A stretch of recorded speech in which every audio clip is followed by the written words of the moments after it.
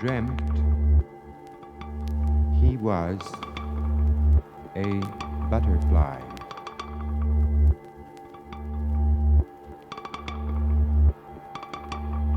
Later, when he awoke, he asked himself,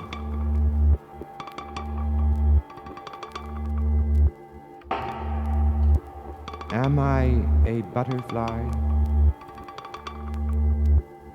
dreaming that I am a man?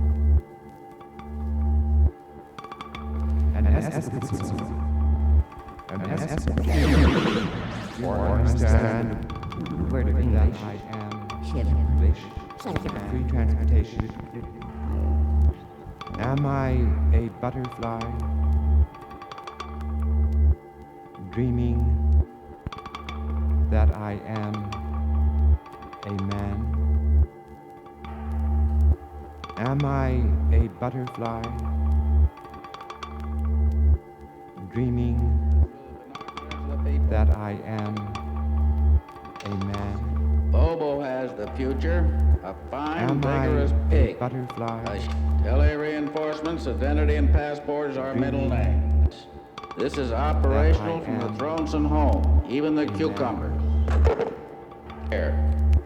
Am I This a is butterfly operational, even in the middle.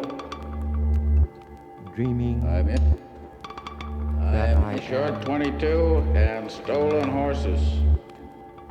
In the hope that some Am of I you will a carry these butterfly experiments further and come up with something dreaming new.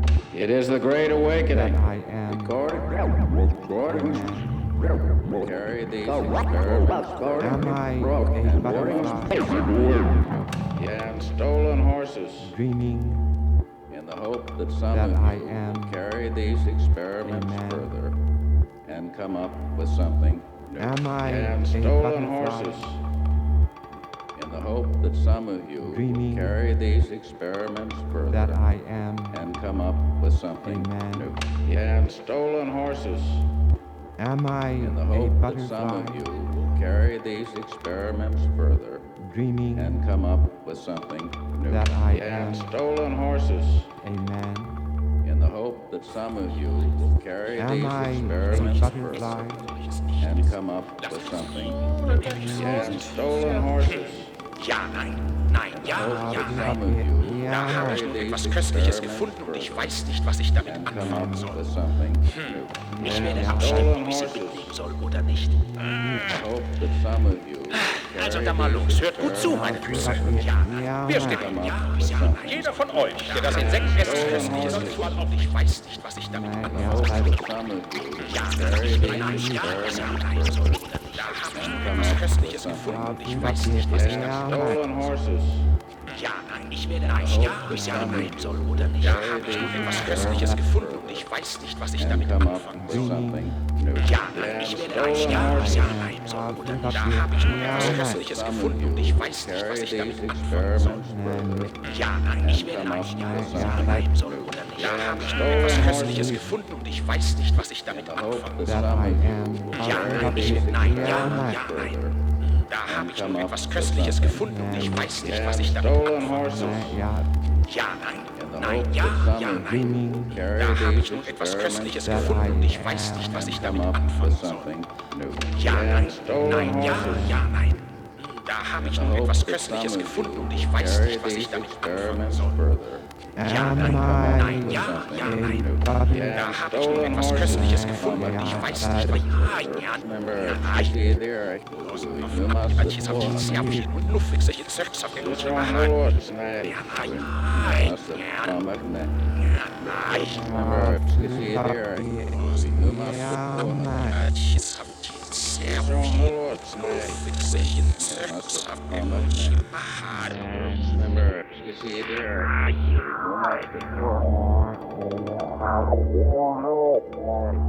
Let us take as the subject of our scrutiny the case of the Canadian poet Susan Howe, for whom conventional reading becomes impossible when it comes to the densely layered typeset of her poetic experimental works.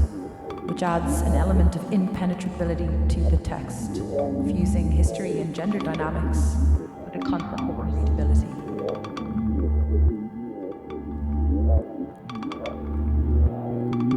Susan Howe collages historical text and supports her own intervention in history and historical argument.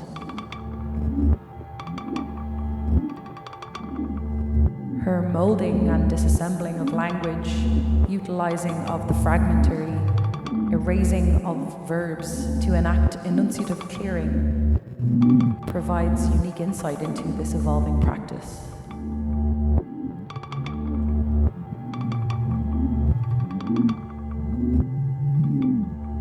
In a stylistic reading, Nancy Gaffield notes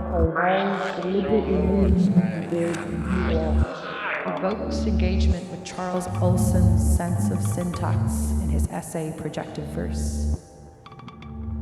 But here, Howe's eschewal of the verb between two nouns enacts this enunciative clearing.